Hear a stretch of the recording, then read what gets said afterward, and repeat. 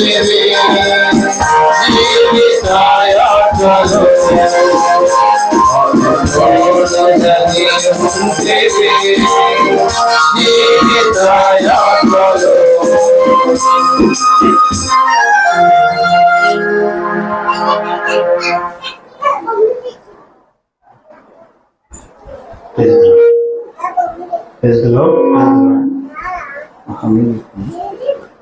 చివరిగా మరి పాట సంఖ్య 100 కొత్త పాట ఇది ఒకసారి చూడండి. నమ్మదగిన దేవుడివై కాచితివి గత కాలం.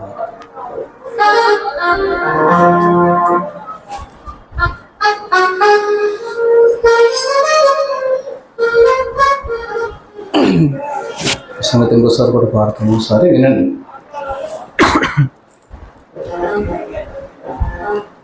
నమ్మదగిన దేవుడవై కాచితివి గత కాలమంతా, నమ్మదగిన దేవుడవై కాచితివి గత కాలమంతా,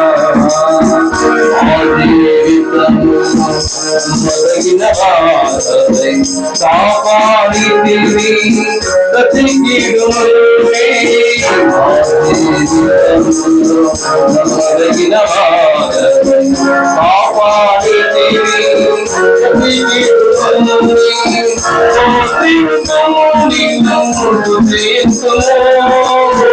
నిత్యము నిన్నే సేవింతుము, నిత్యము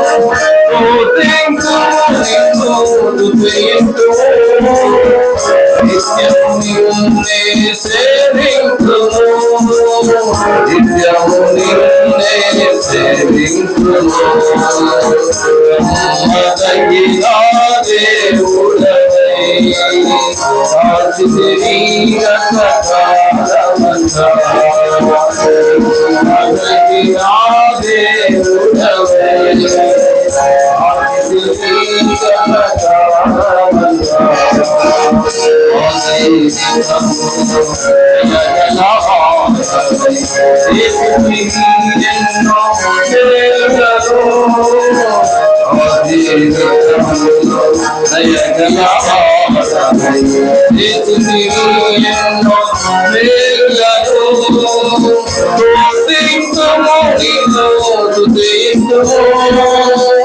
నిత్యము నిన్నే సేవించుము,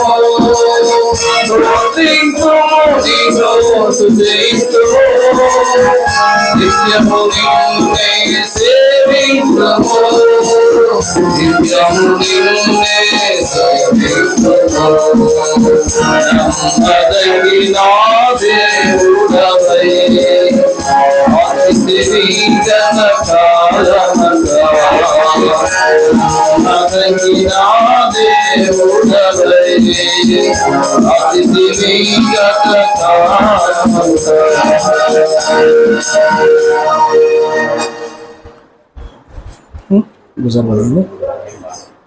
ఇంకోసారి పాడతాము, కొత్త పాట కాబట్టి.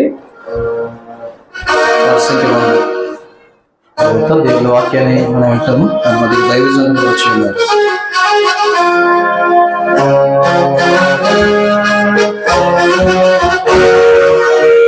నమ్మదగిన దేవుడవై కాచితివి గత కాలమంతా,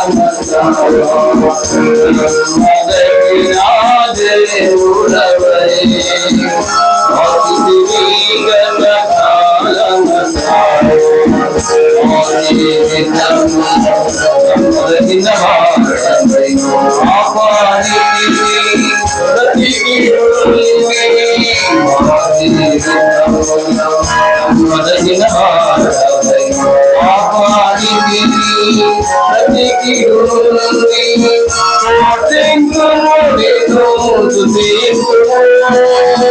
నిత్యము నిన్నే సేవించుము,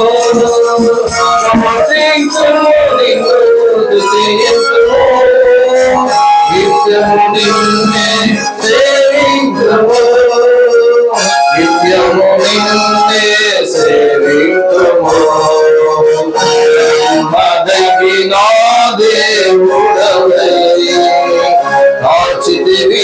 గత కాలమంతా నమ్మదగిన దేవుడవై కాచితివి గత కాలమంతా మా జీవితములో దయగలవాడవై చేసితివి ఎన్నో మేలులను మా జీవితములో దయగలవాడవై చేసితివి ఎన్నో మేలులను స్తుతింతుము నిన్ను స్తుతింతుము నిత్యము నిన్నే సేవింతుము స్తుతింతుము నిన్ను స్తుతింతుము నిత్యము నిన్నే సేవింతుము నిత్యము నిన్నే సేవింతుము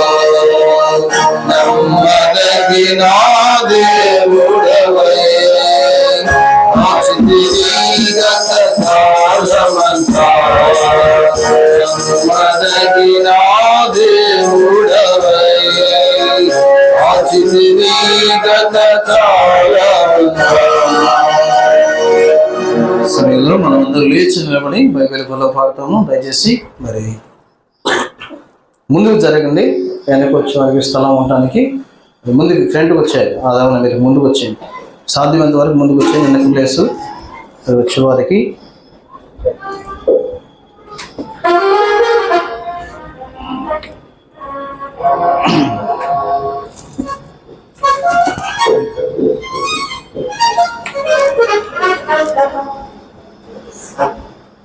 బలి బలి మాట బంగారు మాట.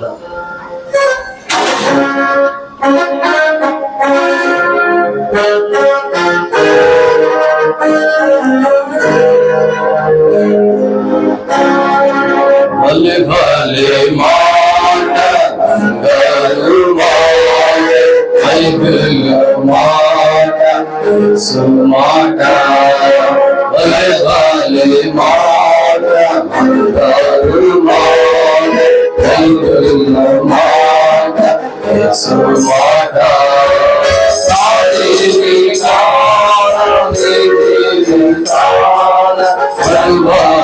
మాట యేసు మాట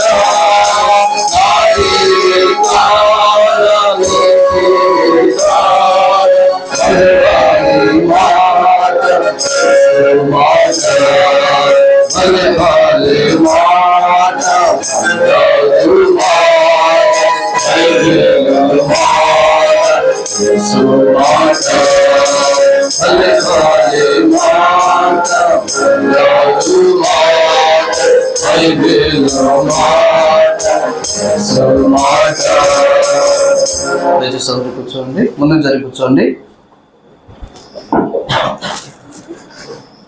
ఒక చైర్ తెప్పించు, ఖాళీగా ఉన్నాయా? చైర్లు వచ్చినాయా? చైర్లు ఒక చైర్ తెప్పించు. ఇవ్వదనే ఇవ్వదనే ఇటు ఇక్కడ కూర్చో, కళ్ళు కూర్చో.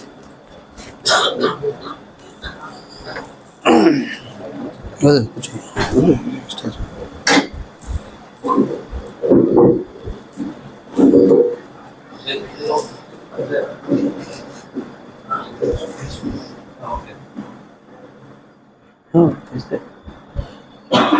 ఈ సమయంలో నా తెలుసు మీరు అందరూ ఎదురు చూస్తున్నారు, ఎప్పుడెప్పుడు ఆ దేవుని వాక్యం వినాలని. కాబట్టి ఆశతో వచ్చారు. ఈ ప్రత్యేకమైన కూలీల కోసం మన మదికి మరి దైవజన్ నర్సాపూర్ నుంచి మన మదికి దైవజన్లు వచ్చి ఉన్నారు. మహిమస్ అన్న మనకి దేవుని వాక్యాన్ని అందిస్తారు. ఈ సౌండ్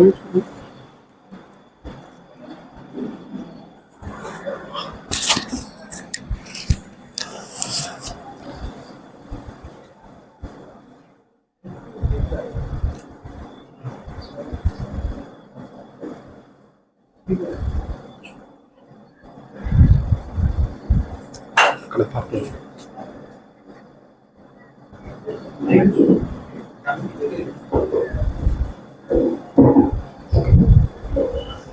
తీసేయటం కదా.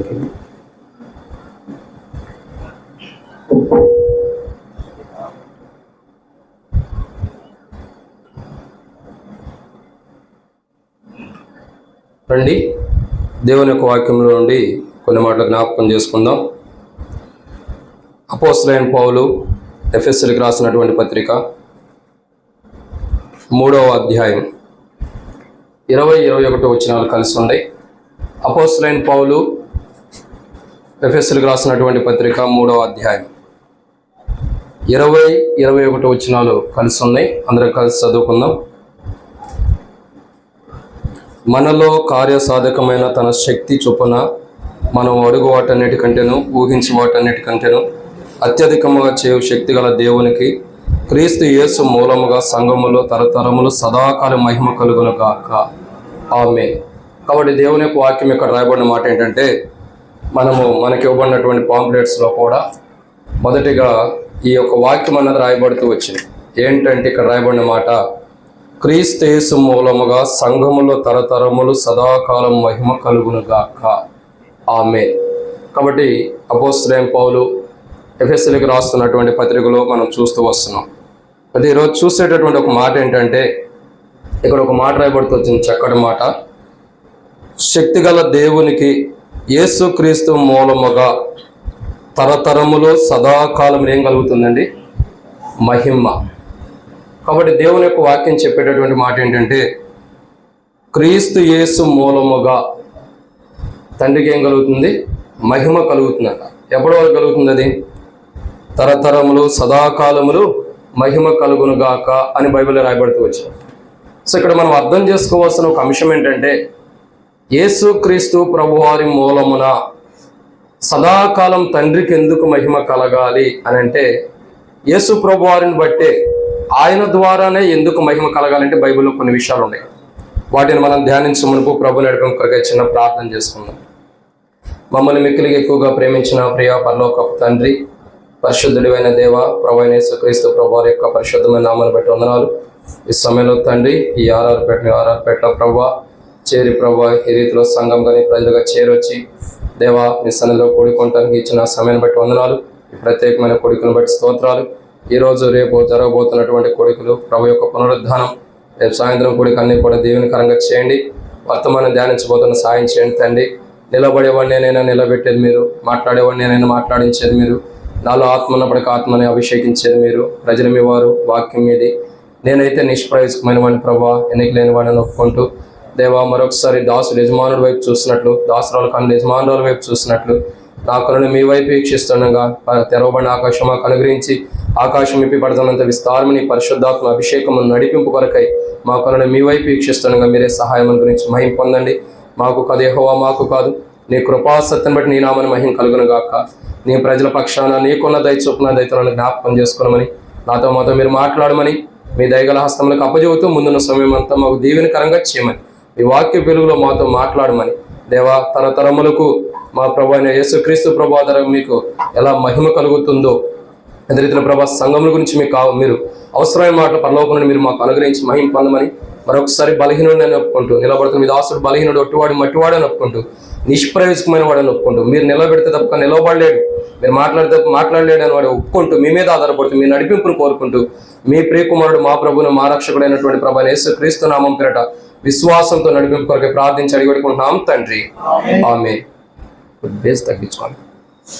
దేవుని యొక్క వాక్యాన్ని చూస్తున్నట్లయితే ఒక మాట రాయబడుతూ వచ్చింది. అపోస్తలుడైన పౌలు ఎఫెసీయులకు రాసినటువంటి పత్రిక 3వ అధ్యాయం 20-21 వచనాలు అయితే మనం మధ్య నుండి చదువుతున్నాం. అంటే 21వ వచనంలో, అత్యధికముగా చేయు శక్తి గల దేవునికి క్రీస్తు యేసు మూలముగా సంఘములో తరతరములు సదాకాలం మహిమ కలుగును గాక. ఆమేన్. కాబట్టి ఇక్కడ రాయబడినటువంటి ఒక మాట ఏంటంటే, తరతరములకు సదాకాలము ఏం జరుగుతుందండి? మహిమ కలుగుతుంది. ఎవరికి? దేవునికి. ఎవరి ద్వారా? ప్రభు అయిన యేసుక్రీస్తు ప్రభువారి ద్వారా, ఆయన మూలముగా అంటే ఆయన ద్వారా సంఘములు తరతరములు ప్రభు ద్వారా తండ్రికి మహిమ కలుగుతున్నటువంటి విధానాన్ని మనం చూస్తున్నాం. ఇక్కడ పర్టికులర్గా యేసుక్రీస్తు ప్రభు మూలముగా అని ఎందుకు రాయబడుతూ వచ్చింది అంటే, యేసు ప్రభు ద్వారానే ఎందుకని రాయబడుతూ వచ్చిందంటే, బైబిల్లో కొన్ని విషయాలు ఉన్నాయి.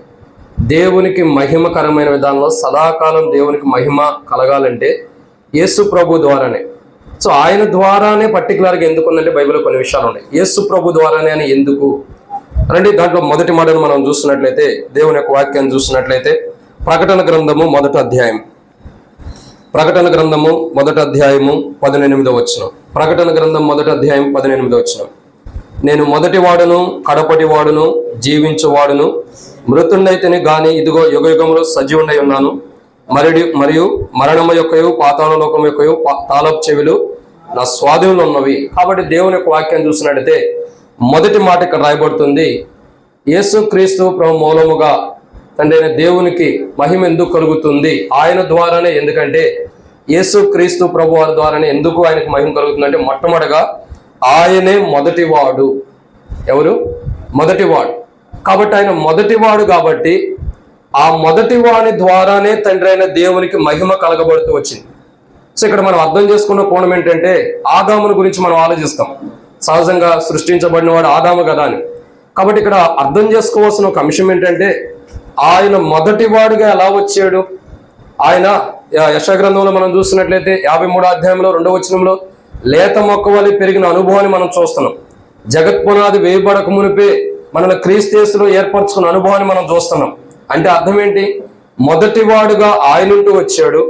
ఆయనే మొదటివాడు కాబట్టి మొదటి ప్రాధాన్యత ఆయనకు ఉంది. కాబట్టి ఆయన ద్వారానే తండ్రి అయిన దేవుడు మహిమ పొందటానికి ఇష్టపడుతున్నాడు. సో తండ్రి అయిన దేవుడు మొదటిగా క్రీస్తు ద్వారా, క్రీస్తు మూలముగా మహిమ పొందటానికి, సదాకాలం మహిమ పరచబడటానికి గల మొదటి కారణం ఏంటంటే, పర్టికులర్గా యేసు ప్రభు వారిని బట్టి. ఎందుకంటే ఆయన మొదటివాడు.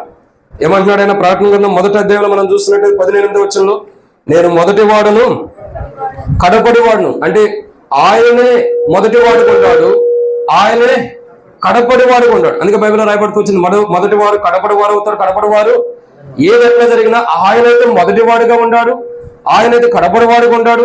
సమస్తం ఆయన ఉన్నాడు కాబట్టి ఆయన ద్వారా తండ్రి మహిమ పరచబడడానికి ఇష్టపడుతున్నాడు. ఇది మొదటి మాట.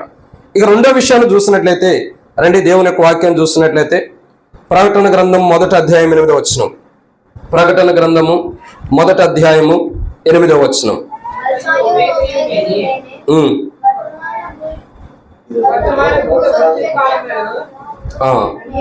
అల్ఫయు ఓమేగయు నేనే, వర్తమాన భూత భవిష్యత్ కాలం ఉండేవాడును నేనే.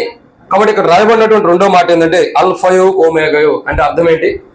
ఆదియు అంతమునైన వాడు.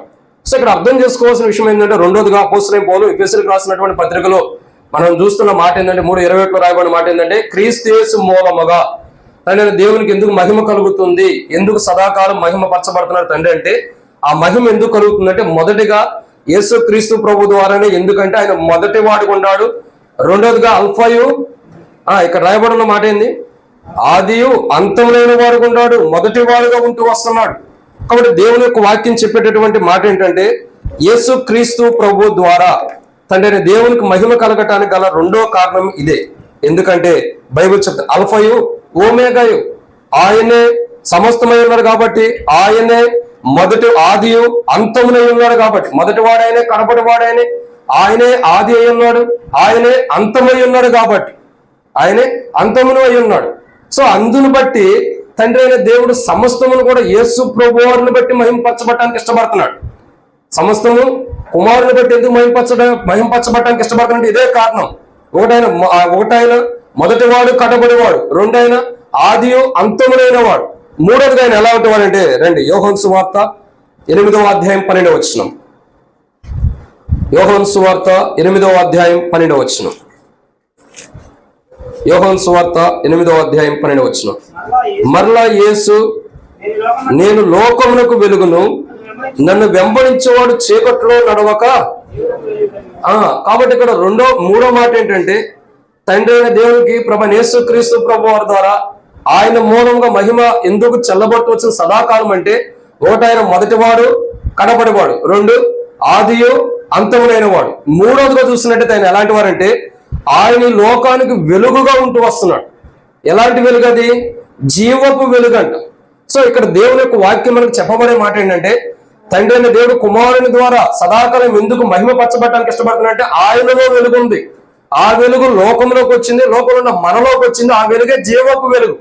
సో ఆ వెలుగు రావటం ద్వారా అపోస్తలుడైన పౌలు యొక్క జీవితాన్ని చూస్తున్నాం.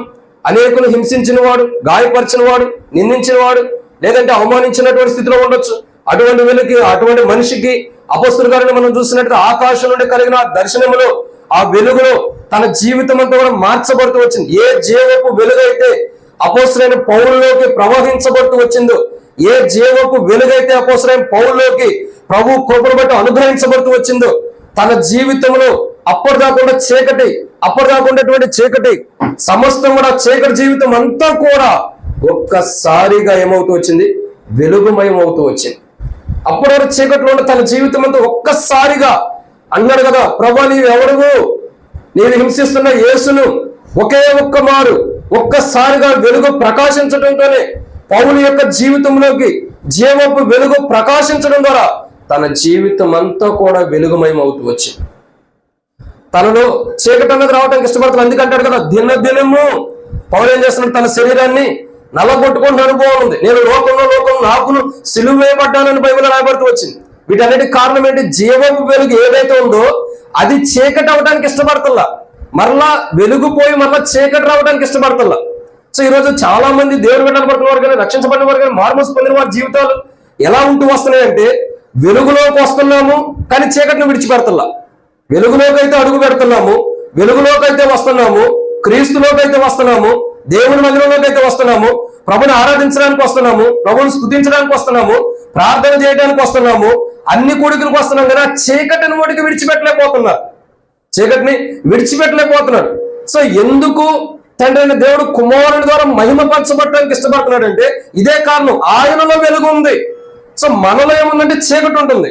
చీకటి ఉన్న మన జీవితంలోకి జీవపు వెలుగు వచ్చి ఎప్పుడు ఈ వెలుగు వెలుగుతూనే ఉంటుంది కానీ ఆరిపోవడానికి ఇష్టపడతల్లా. సో ప్రియులారా, అందును బట్టి ఎన్నో మాట ఇది నాకు మతిమరుపు ఉంది, అప్పుడప్పుడు అడిగితే చెప్తా ఉన్నాను. మొదటే చెప్పడం కూడా మర్చిపోయి చూడండి. కాబట్టి మొట్టమొదటిగా తండ్రి దేవునికి క్రీస్తు యేసు మూలమున మహిమ సదాకాలం తరతరం ఎందుకు కలుగుతుందంటే, మొట్టమొదటిగా ఆయన మొదటివాడు కడపటివాడు, 2 ఆది అంతం లేనివాడు, 3 ఆయన జీవపు వెలుగు కలిగి ఉన్నవాడు. ఆయనే వెలుగు, ఆ వెలుగే జీవపు వెలుగు ఉంది కాబట్టి ఆ జీవపు వెలుగు ద్వారా తండ్రి మహిమపరచబడడానికి ఇష్టపడుతున్నాడు. ఇక 4వ మాట ఏంటంటే, రండి దేవుని యొక్క వాక్యాన్ని చూస్తున్నట్లయితే అపోస్తలుడైన పౌలు రోమీయులకు రాసిన పత్రిక 6వ అధ్యాయం 4వ వచనం. అపోస్తలుడైన పౌలు రోమీయులకు రాసినటువంటి పత్రిక 6వ అధ్యాయం 4వ వచనం. కాబట్టి తండ్రి మహిమ వలన క్రీస్తు మృతుల నుండి ఎలాగూ లేపబడినో అలాగే మనమును నూతన జీవం పొందిన వారమై నడుచుకున్నట్లు మనమును బాప్తిస్మం వలన మరణములో పాలు పొందుటకే ఆయనతో కూడా పాతి పెట్టబడితే. కాబట్టి ఇక్కడ రాబడినటువంటి 4వ మాట ఏంటంటే, ఆయన ద్వారా ఏం చేయబడుతున్నాం? మనం పాతి పెట్టబడి ఇంకా కిందకి మనం చదువుకుంటూ వచ్చినట్లయితే లేపబడుతున్న అనుభవాలు కూడా ఉన్నాయి. సో తండ్రి అయిన దేవుడు క్రీస్తు యేసులో ఎందుకు మహిమపరచబడడానికి ఇష్టపడుతున్నాడంటే, 4వ కారణం, ఈయన అనేకుల్ని ఏం చేస్తున్నాడండి? ఆయనతో పాటు మనం చనిపోతున్నాం, ఆయనతో పాటే లేపబడుతున్నాం. అంటే క్రీస్తులో మనం లేపబడిన అనుభవం ఉంది. క్రీస్తులోనే మనం ఏం చేయబడుతూ వస్తున్నామండి? పాత జీవితం విడిచిపెట్టబడి ఒక క్రొత్త జీవితాన్ని పొందుకున్న అనుభవం వస్తుంది. కాబట్టి క్రీస్తు ద్వారా మన పాత జీవితం పోయి కొత్త జీవితం వస్తుంది. క్రీస్తు ద్వారా మృతమైన వాటిని చంపివేసుకుని, క్రీస్తు ద్వారా మృతమైన వాటిని పాత పెట్టుకుని, క్రీస్తులోనే ఏం జరుగుతుంది? సజీవమైన వాటిని మనం పొందుకోగలుగుతున్నాం. ఏవైతే మృతమని ఉండో, మృతమని అంటే అర్థం ఏంటి? ఈ చనిపోని అనేది కదా అర్థం. చనిపోయి మళ్ళీ బ్రతకగలుగుతాయా? చనిపోయిన వ్యక్తి బ్రతకగలుగుతాడా? తిరిగి మన ఇంటికి వస్తాడా? ఎవరైనా చనిపోయాడు అనుకోండి, మనం వెళ్ళిపోయి సమాధి చేసి మళ్ళీ మనం ఇంటికి వచ్చిన తర్వాత మనతో నడుచుకుంటూ వస్తాడా? రా. ఎందుకంటే మృతమైన జీవితం, మృతమైన ఉంది కాబట్టి శరీరం. కానీ ఇక్కడ అర్థం చేసుకోవాల్సిన విషయం ఏంటంటే, క్రీస్తులో మృతమవుతున్నాము, క్రీస్తులోనే లేపబడుతున్నాం. సో అందును బట్టి ఆయనలో మృతమైన పాత జీవితం అంతా కూడా చనిపోతుంది, ఆయనలోనే క్రొత్త జీవితం ఉంది. కాబట్టి మనుషులందరికీ క్రొత్త జీవితం క్రీస్తులో ఉంది కాబట్టి తండ్రి అయిన దేవుడు మహిమపరచబడడానికి ఇష్టపడుతున్నాడు. అందుకే మనం చూసినట్లయితే ఆ ప్రాంతంలో చూసినట్లయితే యేసు క్రీస్తు ప్రభువు దగ్గరికి ఒక వృద్ధాప్యంలో ఉన్న వ్యక్తి వచ్చి అడుగుతాడు కదా, అయ్యా వాడు కొత్తగా జన్మించాలంటే ఏం చేయాలా? మరలా తల్లి గర్భంలోకి వెళ్ళి రావాలా? లేదు, ఒకడు నీటి మూలంగాను ఆత్మ మూలంగాను జన్మించాలి. సో ఎందుకని వాక్యం రాయబడుతూ వచ్చింది? ఎందుకంటే ఒక క్రొత్త జన్మిస్తున్నాడు క్రీస్తులో. యేసు క్రీస్తు ప్రభువుని బట్టి దేవుడు ఎందుకు మహిమపరచబడటానికి ఇష్టపడతాడు? ఇదే కారణం. నాలుగో విషయం ఏంటంటే ఆయనలో మానవుడు పాత జీవితం కలిగిన మానవుని యొక్క పాత జీవితం సమాప్తం అవుతుంది, ఆయనలోనే క్రొత్త జీవితం ఆరంభించబడుతుంది. ఒక క్రొత్త జీవితం మనుషునికి ఇస్తున్నాడు కాబట్టి క్రొత్త ధనాన్ని ఇస్తున్న ప్రభువుని బట్టి తండ్రి అయిన దేవుడు మహిమపరచబడటానికి ఇష్టపడుతున్నాడు. ఇది నాలుగో మాట. ఇక ఐదో విషయాన్ని చూస్తున్నట్టయితే రండి, ప్రకటన గ్రంథం మొదటి అధ్యాయం, ప్రకటన గ్రంథము మొదటి అధ్యాయము 18వ వచనం. ప్రకటన గ్రంథము మొదటి అధ్యాయము 18వ వచనం. నేను మొదటి వాడును కడపటి వాడును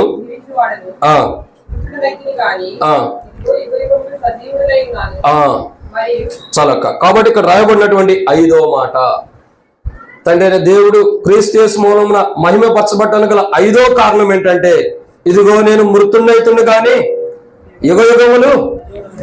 అది ప్రాముఖ్యమైనది. ఆయనలో మృతమైనది లేదు.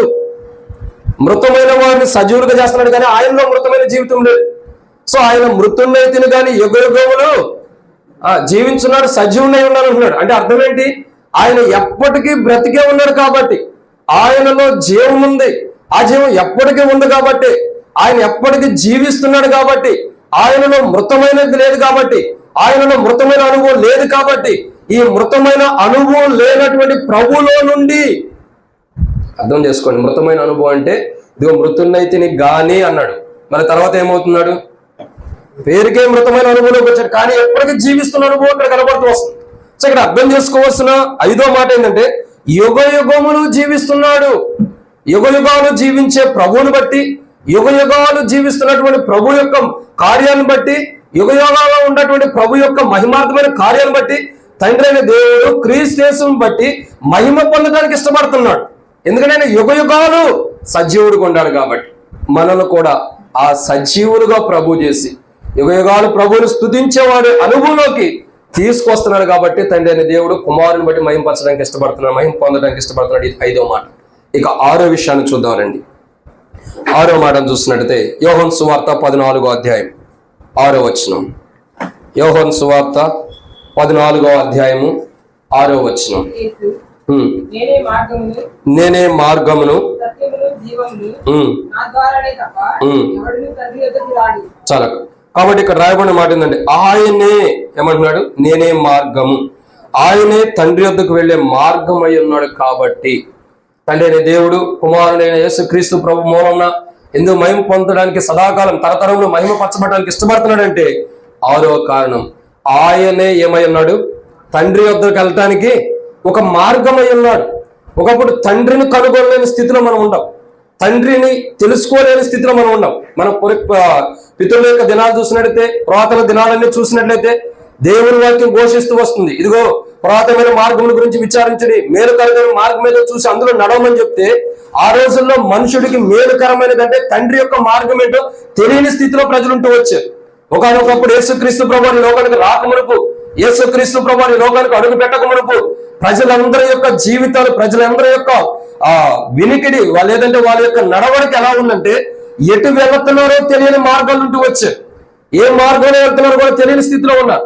అటువంటి పరిస్థితులు ఉన్న ప్రజల్ని యేసుక్రీస్తు ప్రభువుని లోకానికి వచ్చి నేనే మార్గం అంటే నా ద్వారా తండ్రి యొద్దకు ఒక మార్గం ఉంది, నేను ఒక మార్గాన్ని మీకు చూపిస్తున్నాను, ఈ మార్గం ద్వారా మీరు వెళ్ళుడి, ఇదే మార్గము, ఇందులో నడువుడి అని ఆ మార్గమే యేసు ప్రభు అయినాడు. కాబట్టి ఆ యేసు ప్రభు ఏ మార్గం అయినాడు ఆ మార్గము ద్వారా తండ్రి అయిన దేవుడు మహిమ పొందడానికి ఇష్టపడుతున్నాడు. అర్థమవుతుందండి? కాబట్టి ఇక్కడ రాయబడిన ఆరో మాట, తండ్రి అయిన దేవుడు క్రీస్తు యేసు మూలమున మహిమ పరచబడటానికి తరతరాలు సదాకాలం మహిమ పొందడానికి గల కారణం, మహిమ కలగటానికి గల కారణం ఏంటంటే ఆరో మాట, ఈయనే మార్గమై ఉన్నాడు. ఎవరు? యేసు ప్రభు తండ్రి వద్దకు ఒక మార్గముగా ఉన్నాడు. కాబట్టి నా దగ్గరకు అనేకులు పంపిస్తున్న నా కుమారుడని కుమారుని బట్టి తండ్రి మహిమ పొందుతూ వస్తున్నాడు. ఈ రోజుకి తండ్రిని మహిమపరుస్తున్నాడు. కారణం ఎవరు? యేసుక్రీస్తు ప్రభువే. మన ప్రార్థన ఆరంభంగానే ప్రార్థన ముగింపులో కానీ ప్రతి దాంట్లో కూడా యేసు ప్రభువే. అందుకే ఆది అంతమైన వాడు, మొదటివాడు కడబడివాడు, ఇదిగో జీవించుచున్నాడు కానీ మృతుడైతే కానీ యుగయుగములు జీవించుచున్నాడని చెప్పిన ఆయన ప్రభు. ప్రార్థన మనం చేసే ప్రతి ప్రార్థనలో మొదటివాడు కడబడివాడు జీవిస్తున్న అనుభవం కూడా ఉంటూ వస్తుంది. కాబట్టి ఈయన ఎలాంటి వారంటే తండ్రి అయిన దేవుడు కుమారుని మూలన మహిమ పొందడానికి ఇష్టపడిన కారణం ఏంటంటే ఆరవదిగా ఆయన ద్వారా అంటే కుమారుడు ఏం చేస్తున్నాడు, ఒక మార్గం గుని ప్రజల్ని పరలోక రాజ్యానికి కానీ దేవుని యొద్దకు తండ్రి యొద్దకు నడిపిస్తున్నాడు. ఇది 6వ మాట. 7వ విషయం ఏంటంటే రండి, యోహాను సువార్త 14వ అధ్యాయం. యోహాను సువార్త 14వ అధ్యాయము 13వ వచనం. యోహాను సువార్త 14వ అధ్యాయం 13వ వచనం. మీరు నా నామమున దేనిని అడుగుదురో తండ్రి కుమారుని యందు మహిమపరచబడటకై దానిని చేతును. యోహాను సువార్త 14:13 వచనం. ఇక్కడ రాయబడిన మాట ఏంటండి? ఇప్పుడు మనం అపోస్తలుడైన పౌలు ఎఫెసీయులకు రాసిన పత్రిక 3:27 చదివితే అర్థమైంది. క్రీస్తు యేసు మూలముగా సంఘములు తరతరములు సదాకాలం మహిమ కలుగును గాక. ఎవరి ద్వారా కలుగుతుందండి? క్రీస్తు యేసు ప్రభు వారి యొక్క మూలమున తండ్రి అయిన దేవునికి మహిమ కలుగుతుంది. ఇక్కడ ఏమంటారు? యేసు ప్రభు సెలవిస్తూ వస్తున్నాడు కదా, యోహాను సువార్త 14వ అధ్యాయం 13వ వచనంలో, మీరు నా నామమున దేనిని అడుగుదురో తండ్రి కుమారుని మహిమపరచడకై. అంటే కుమారుని లోపలే తండ్రి మహిమపరచబడటానికి అవకాశం ఉంది. కుమారునికి వెలుపట లేదు, కుమారుని ద్వారానే, కుమారుని లోపలే, కుమారునితోనే, కుమారునితో ఉన్న సంబంధాన్ని బట్టి, కుమారుని యొక్క నామమును బట్టి తండ్రి అయిన దేవుడు మహిమపరచబడుతున్న అనుభవం. సో ఇక్కడ మనం 7 విషయాలు చూసాం. ఎక్కడైనా నేను 7 విషయాలు చెప్పి ముగిచ్చేస్తాను. కాబట్టి ఇక్కడ అర్థం చేసుకోవాల్సిన విషయం ఏంటంటే 7 విషయాలు కుమారుని ద్వారానే మహిమపరచబడుతున్నాడు. అందుకే అపోస్తలుడైన పౌలు ఎఫెసీయులకు రాస్తూ 3వ అధ్యాయం 21 వచనం అంటున్నాడు కదా, ఈ క్రీస్తు యేసు మూలమున సదాకాలం తరతరములు మహిమ కలుగును గాక. ఎవరికి? దేవునికి. ఎందుకు? ఎందుకంటే ఆయన నామమును బట్టి, ఆయన నామమున మనం ఏది అడుగుతున్నామో కుమారుని మహిమపరచడానికి తండ్రి చేస్తున్నాడు. కుమారుని యొక్క నామాన్ని బట్టి మహిమపరచబడటానికి. సో ఇక్కడ ఎక్కడ తండ్రి అయిన దేవుడు కుమారుని ద్వారా ఎందుకు మహిమపరచబడటానికి ఇష్టపడ్డాడు? ఆయన నామం అంత విలువైనది, ఆయన నామం అంత విలువైనది. అందుకే బైబిల్లో రాయబడుతూ వచ్చింది, అన్ని నామముల కంటే పైనామము. కాబట్టి ఇక్కడ అర్థం చేసుకొని మనం ఊహించుకోవాల్సిన విషయాలు ఏంటంటే, అన్ని నామములకి పైనామం అంటే అంత గొప్ప నామము. ప్రధాన యాజకుడు, ఈయనకున్న నామాలు ఎంతో గొప్పవి. కాబట్టి ఇక్కడ అర్థం చేసుకున్న ఆయన నామము ద్వారానే తండ్రి మహిమపరచబడటానికి ఇష్టపడుతున్నాడు. ఇది 7 విషయాలు. చెప్పండి. క్రీస్తు యేసు మూలమున తండ్రి అయిన దేవుడు మహిమపరచబడటానికి, సదాకాలం మహిమపరచబడటానికి ఇష్టపడ్డాడు. ఎందుకు? మొదటిగా ఆయన మొదటివాడు, కడపటివాడు. 2 ఆయన ఆదియు అంతమునైన వాడు. 3 ఆయన యుగయుగములు జీవించుచున్నాడు. 4 ఆయన మర్చిపోయారా? జీవపు వెలుగు. 5 చెప్పండి. 5వదిగా మృతున్నైతుడు కానీ యుగయుగములు క్రీస్తు కూడా జీవిస్తున్నాడు. 6 ఆయన తండ్రి ఎదుకు ఒక మార్గమై ఉన్నాడు. 7 యేసు క్రీస్తు అంటే కుమారుని యొక్క నామము ద్వారానే తండ్రి మహిమపరచబడటానికి ఇష్టపడ్డాడు. సో ఈ 7 ప్రాముఖ్యమైన విషయాలను బట్టి తండ్రి అయిన దేవుడు క్రీస్తు యేసు మూలమున సదాకాలం తరతరములు మహిమ పొందడానికి ఇష్టపడుతున్నాడు. సో ఇప్పుడు ఎక్కడ మహిమ పొందడానికి ఇష్టపడుతున్నాడు? అర్థమవుతుందండి?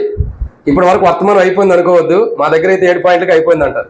సరే, మనం కూడా త్వరగా ముగిచ్చేద్దాం అన్న కూడా టైం చెప్పాడు కాబట్టి, క్రీస్తు యేసు మూలమున అంటే క్రీస్తు యేసు మూలంగానే ఎందుకు మహిమ పొందుతున్నాడు తండ్రి అన్నది 7 విషయాలు చూసాం. ఎక్కడ మహిమ పొందుతున్నాడు? ఎక్కడ మహిమ పొందుతున్నాడండి? అపోస్తలుడైన పౌలు ఎఫెసీయులకు రాసిన పత్రిక 3వ అధ్యాయం 21 వచనం. ఎక్కడ? చదవండి. ఎక్కడ? దేవునికి అత్యధికంగా చేయు శక్తి గల దేవునికి క్రీస్తు యేసు మూలముగా సంఘములో. ఎక్కడండి? సంఘములో. సంఘంలో ఏం చేయబడుతుందండి? క్రీస్తు యేసు మూలంలో దేవునికి మహిమ వస్తుంది. ఏ సంఘంలో మహిమ వస్తుంది? కుమారుడి ద్వారా సంఘంలో తండ్రి దేవునికి మహిమ వస్తుంది. ఏ సంఘంలో? సంఘం అంటే అసలు ఏంటి? సంఘం అంటే అర్థం ఏంటంటే చాలా అర్థాలు ఉన్నాయి. దాంట్లో ఒక కోణం ఏంటంటే విడుదల పొందినది అనే అర్థం. ఒక కోణంలో అయితే ఏంటిది? అది విడుదల. విడుదల అంటే అర్థం ఏంటి? ఎక్కడి నుండి మనం విడుదల పొందామన్నది మనకు తెలుసు. సో అసలు సంఘము ఎలా చేయబడుతూ వచ్చింది, సంఘం అన్న దాన్ని మనం సంఘాన్ని ఎలా సమకూర్చుకుంటూ వచ్చాడు ప్రభు అంటే అపోస్తలుడైన పౌలు అపోస్తలుల కార్యములు 20వ అధ్యాయం. అపోస్తలుల కార్యములు 20వ అధ్యాయం 28వ వచనం. అపోస్తలుల కార్యములు 20వ అధ్యాయం 28వ వచనం. దేవుడు తన స్వరక్తమిచ్చి సంపాదించిన సంఘము. చాలక్క ఏమని రాయబడుతూ వచ్చిందండి? స్వరక్తమిచ్చి సంపాదించబడింది. ఇప్పుడు అర్థమవుతుందండి.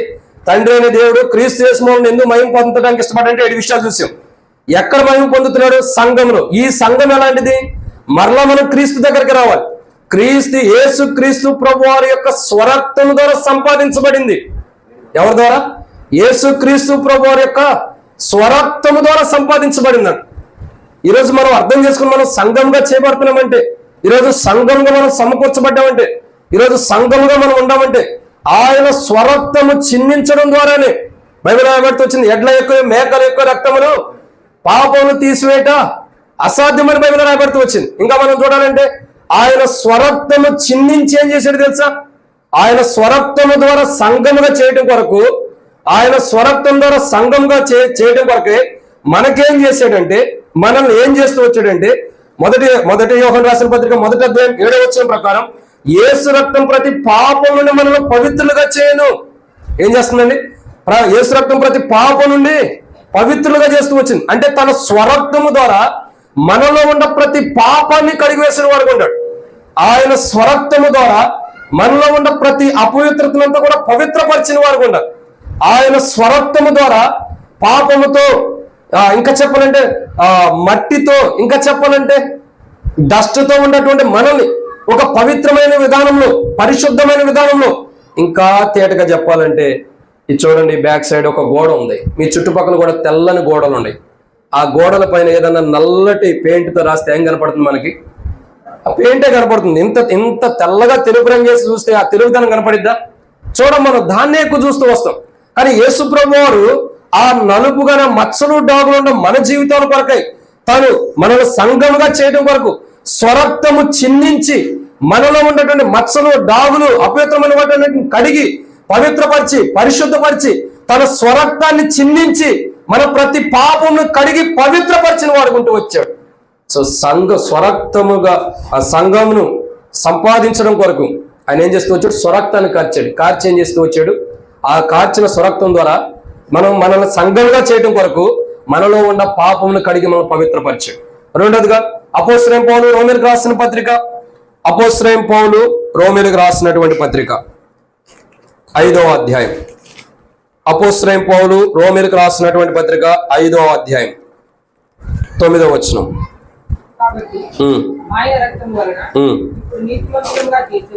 కాబట్టి ఆయన రక్తం వల్ల ఇప్పుడు నీతిమంతులుగా తీర్చబడి మరింత నిశ్చయముగా ఆయన ద్వారా, ఇప్పుడు చూడండి, ఇప్పుడు ఏం జరుగుతుందండి?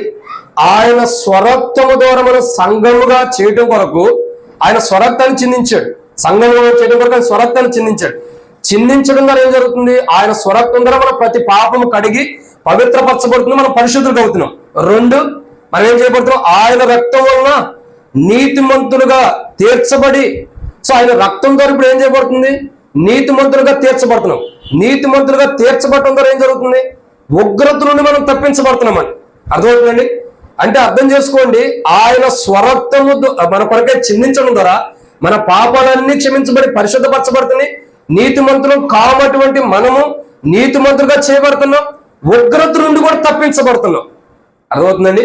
ఉగ్రత నుండి కూడా తప్పించబడుతున్నాం. ఇప్పుడు అర్థం చేసుకోండి, 2 కోణాలు చెప్పండి. ఒకటి, క్రీస్తు యేసు మూలంన తండ్రి దేవునికి మహిమ కలుగుతుంది. 7 విషయాలు ఎందుకు కలుగుతుంది అన్నది. 2వ కోణంలో మనం చూస్తున్నాం, స్వరక్తము ద్వారా సంఘాన్ని సంపాదించుకున్నాడు. స్వరక్తము ద్వారా ఎవరి కోసం స్వరక్తాన్ని కాచాడు అనే కోణం చూస్తాం. కానీ ఇప్పుడు చూస్తున్న మాట ఏంది? ఆయన స్వరక్తం చెల్లించి సంఘాన్ని సంపాదించాడు. ఈ సంఘములో ప్రజలు చేర్చడం కొరకు ఆ ప్రజలు ఎలా ఉన్నారు? పాపంలో ఉన్నారు, పరిశుద్ధపరిచాడు. ఇంకా నీతిమంతులు కానటువంటి వారు నీతిమంతులు చేశాడు. ఇంకా మనం అర్థం చేసుకోవాల్సిన విషయం ఏంటంటే, ఇప్పుడు సంఘములోకి ఎలాంటి వారి కొరకు స్వరక్తం చిందించి సంఘంలోకి తీసుకొచ్చాడు. అర్థమవుతుందండి? ఎలాంటి వారి కొరకు ఆయన స్వరక్తాన్ని కార్చాడు, లేదా ఎటువంటి వారిని సంఘంగా చేయటం కొరకు స్వరక్తం కార్చాడంటే బైబిల్లో 7 విషయాలు ఉన్నాయి. ఇది మన అంశం. అసలు ఏంటిది? ఆయన ఎలాంటి వారి కొరకు స్వరక్తము కార్చాడు, ఎలాంటి వారిని సంఘంలో చేర్చడం కొరకు స్వరక్తము కార్చాడు అంటే 7 విషయాలు. రండి, అవి కూడా త్వరగా ముగించి వేస్తాం. దాంట్లో మొదటి మాటను చూద్దాం. మత్తయి సువార్త 27వ అధ్యాయం. మత్తయి సువార్త 27వ అధ్యాయం 18వ వచనం. మత్తయి సువార్త 27వ అధ్యాయం 18వ వచనం. కాబట్టి నేను ఎవరిని విడుదల చేయవాలని మీరు కోరుచున్నారు? బరబ్బనా లేక క్రీస్తు అనబడిన యేసునా అని వారిని అడిగెను. ఏలైనగా వారు అసూయ చేత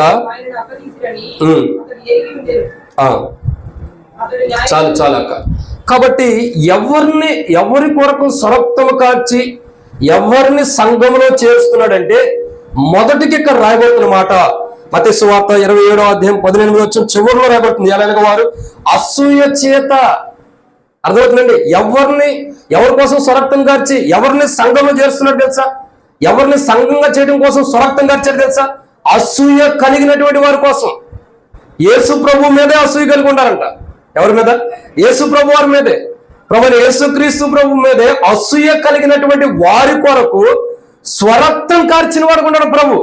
నిజంగా ఇది అసాధ్యమా సాధ్యమా చెప్పండి? అసాధ్యమా సాధ్యమా? ప్రభుకే సాధ్యం, మనకైతే అసాధ్యమే. ఎందుకని? మనమంటే ఎవరైనా అసూయగా ఉన్నారనుకోండి, మనమంటే ఎవరైనా అసూయ కలిగి ఉంటారు, మన మీద ఎవరైనా అసూయతో ఉంటారు. అటువంటి వారి కోసం మనం స్వరక్తం కార్చగలుగుతామా? మన స్వరక్తం ఇవ్వగలుగుతామా? లేదు. కానీ ఇక్కడ బైబిల్ చూడండి ఎంత స్పష్టంగా మనకి ప్రభువు యొక్క మహిమార్థమైన కార్యాల గురించి చెప్పబడుతూ వస్తున్నాయి. యేసు క్రీస్తు ప్రభు వారు ఎవరిని సంఘంలో చేర్చడం కూడా తన స్వరక్తం కార్చాడంటే ప్రభువు మీదే అసూయ కలిగినటువంటి వారి కోసం.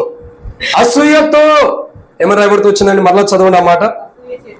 ఏలైనా వారు అసూయ చేత ఆయన్ని అప్పగించిరి. అసూయ కలిగిన వారి కోసం ఆయన మంచి కార్యాలు చేస్తున్నాడు, ఆయన స్వస్థతలు ఇస్తున్నాడు, ఆయన ఒక రకంగా చెప్పడం చనిపోయిన వారిని తిరిగి లేపాడు, ఇంకా చెప్పాలంటే నిద్రిస్తున్న వారిని లేపుతూ వచ్చాడు, ఇంకా చెప్పాలంటే పడకలో ఉన్న వాడిని లేపుతూ వచ్చాడు, అనారోగ్యంతో రోగాలతో కుష్ఠరోగంతో బలహీనతో రోగాలతో ఊరి బయట ఉన్న వారిని కూడా కలుగురించుకుంటూ వచ్చాడు, బలహీనతను తీసివేస్తూ వచ్చాడు, అనారోగ్యం తీసివేస్తూ వచ్చాడు, ప్రతి బలహీనత నుండి మానవుని స్వస్థపరుస్తూ వచ్చాడు.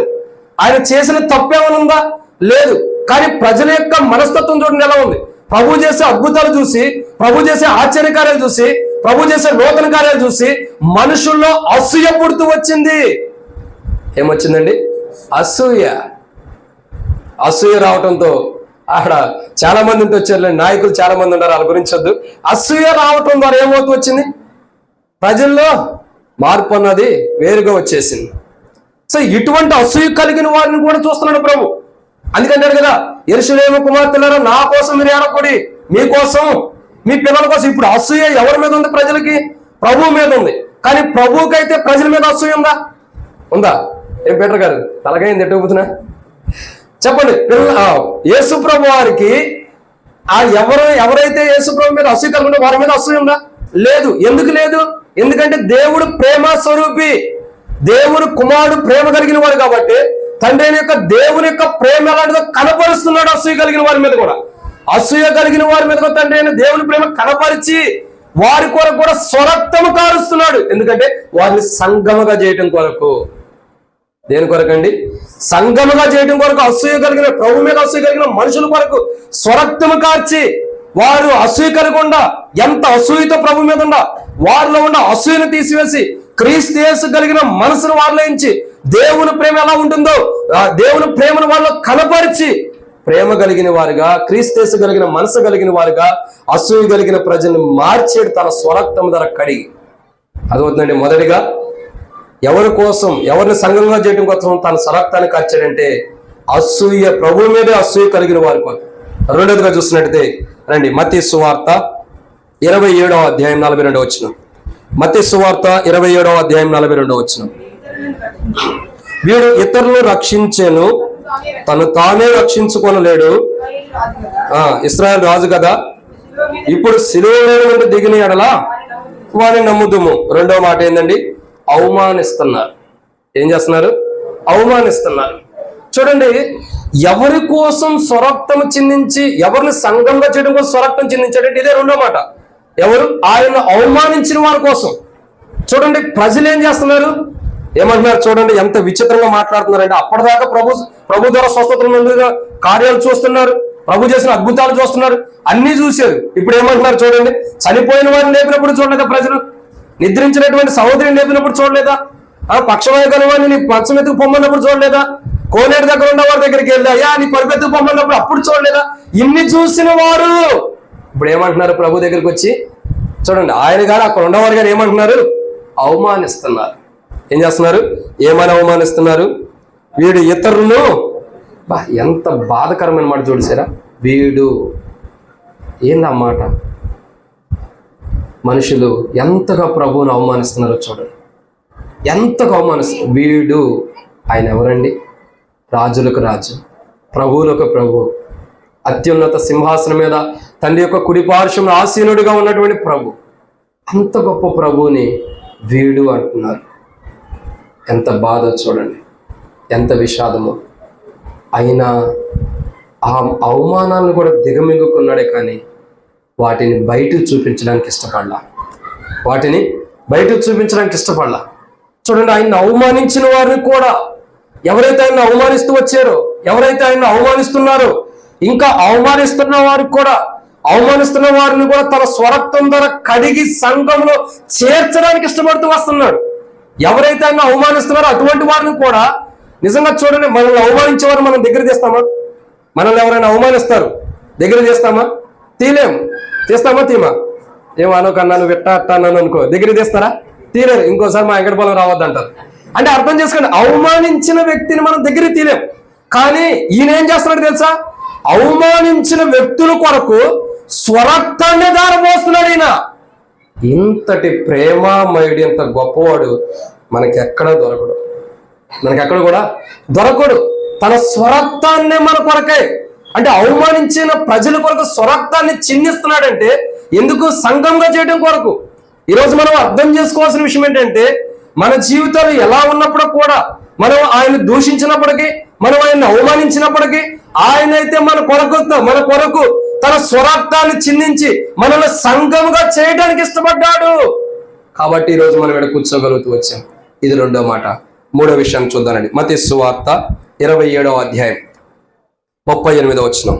మత్తయి సువార్త 27వ అధ్యాయం 38వ వచనం.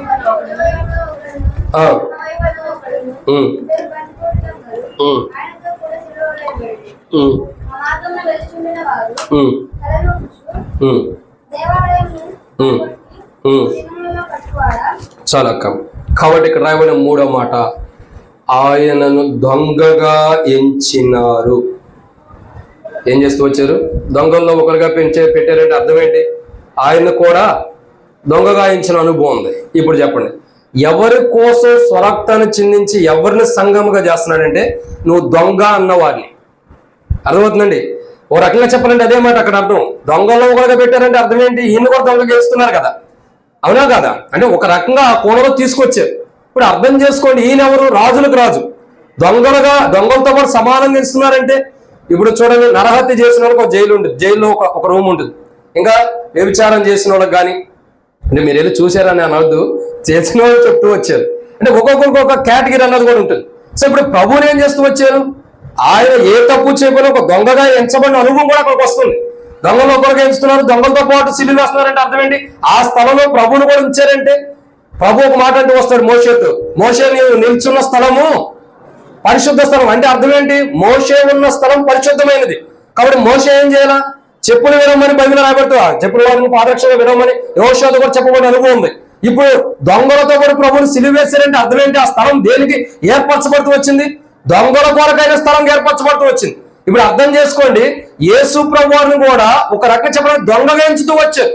సో దొంగగా ఎవరైతే ఎంచుతూ వచ్చారో అలాంటి వారి కొరకు కూడా స్వరక్తం చిందించి వాళ్ళు కూడా సంఘముగా చేస్తూ వస్తున్నాడు. వారు కూడా సంఘముగా చేస్తూ వస్తున్నాడు. ఇంకెవరిని రండి, దేవుని యొక్క వాక్యం చూసినట్లయితే మత్తయి సువార్త 27వ అధ్యాయం. ఇంకెవరిని? మత్తయి సువార్త 27వ అధ్యాయం 40వ వచనం. మత్తయి సువార్త 27వ అధ్యాయం 40వ వచనం. దేవాలయమును పడగొట్టి 3 దినముల్లో కట్టువాడా, నిన్ను నువ్వే రక్షించుకొనుము, నీవు దేవుని కుమారుడివైతే శిలువ మీద నుండి దిగుమని చెప్పుచు ఏం చేస్తూ వచ్చారండి? ఆయనను దూషించాలి. ఇప్పుడు చెప్పండి, ఇప్పుడు నాకు మరి పొందో మీకుందో తెలిసిపోయింది. మొదటిగా ఆయన స్వరక్తము ఎవరి కోసం స్వరక్తాన్ని చిందిస్తున్నాడు? మొదటిగా అసూయ కలిగిన వారి కోసం. 2 అవమానించిన వారి కోసం, ఆయన అవమానించిన వారి కోసం. 3 ఆయన దొంగయించిన వారి కోసం. 4 ఆయన్ని దూషించిన వారి కోసం. ఎవరైతే ఆయన దూషించారో వారి కోసం స్వరక్తాన్ని చిందించాడు ఆయన. ఎవరి కోసం అండి? ఆయన్ని ఎవరైతే దూషిస్తూ వచ్చారో, యేసుక్రీస్తు ప్రభువారిని ఎవరైతే దూషిస్తూ వస్తున్నారో, ఎవరైతే యేసు ప్రభువారిని దూషించారో అట్లు దూషించిన ప్రజలందరి కొరకు తన స్వరక్తాన్ని చిందిస్తున్నాడు. ఈరోజు ప్రజలు ఎలా ఉన్నారంటే, లోకం ఎలా ఉన్నారంటే, యేసుక్రీస్తు ప్రభువారి యొక్క సువార్తల గురించి, యేసు ప్రభువారి గురించి రెండు మాటలు చెబితే ప్రభువుని దూషించే వాళ్ళు ఉన్నారు, ప్రభువుని అవమానించే వాళ్ళు ఉన్నారు, ప్రభువుని తిట్టే వాళ్ళు ఉన్నారు. కానీ ఒకటి గుర్తుపెట్టుకోవాలి, మనం ప్రభువుని తిట్టినా, ప్రభువుని దూషించినా, ప్రభువుని అవమానించినా, ప్రభు మీద అసూయ కలిగి ఉండా, ప్రభు బిడ్డల మీద అసూయ కలిగి ఉండా, ఆయనైతే మనల్ని తన స్వరక్తం ద్వారా కడగటానికి ఎప్పటికీ ఇష్టముగానే ఉన్నాడు. కానీ వెనకడుగేట్లా, వెనకడుగు వేసిన అనుభవం లేదు. ఆయన దూషిస్తున్న వారిని కూడా, ఆయన ఎవరైతే ఆయన దూషిస్తున్నారో అటువంటి వారిని కూడా స్వరక్తం ద్వారా కడగటానికి ప్రభు ఇష్టపడుతున్నాడు. నిజంగా ఎంత అద్భుతమో చూడండి. ఇవన్నీ ఆపోజిట్ గా జరుగుతున్నాయి, కానీ ప్రభువులో నుండి ఏమొస్తుంది? మన దగ్గర నుండి అన్ని కూడా వ్యతిరేకంగా వెళ్తున్నాయి, కానీ ఆయన దగ్గర నుంచి ఒకటే కోణం వస్తుంది, ప్రేమ. దాని ద్వారానే స్వరక్తం, ఆయన ఆ ప్రేమ ద్వారా తన స్వరక్తం ద్వారా మనం కడుగుతున్న అనుభవం చూస్తాం. ఆయన దూషించిన వారు అందరూ కూడా, ఎవరైతే ఆయన దూషిస్తున్నారో, ఎక్కడ దూషించిన అనుభవాలు ఉన్నాయి? చాలా చోట్ల ఉన్నాయి. మనం చూసినట్టే ఒక కోణంలో మనకు అర్థమయ్యే రీతిలో చెప్పగానే ఆయన తల మీద రెల్లి పెట్టి ఏమన్నారు? ములకిరీటం పెట్టి, నువ్వు యూదుల రాజు అయితే యూదుల రాజు అని ఆయన అవమానించారు. ఇంకా రకరకాల విధానాల్లో ఆయన వస్త్రాలు తీసేసి ఆయన మొగం మీద పొద్దుటం కానీ, కొడటం కానీ, రకరకాల విధానాలు మనం చూస్తూ వస్తున్నాం. మొగం మీద ఉమ్ము వేయటం కానీ, ఎన్నో కోణాలు ఆయన జీవితంలో జరుగుతూ వచ్చినాయి. కొందరు దూషించిన వాళ్ళు ఉన్నారు, అవమానించిన, నిందించిన వారు ఉన్నారు. ఇన్ని చేసినా ఇటువంటి ప్రజలను విడిచిపెట్టాడా?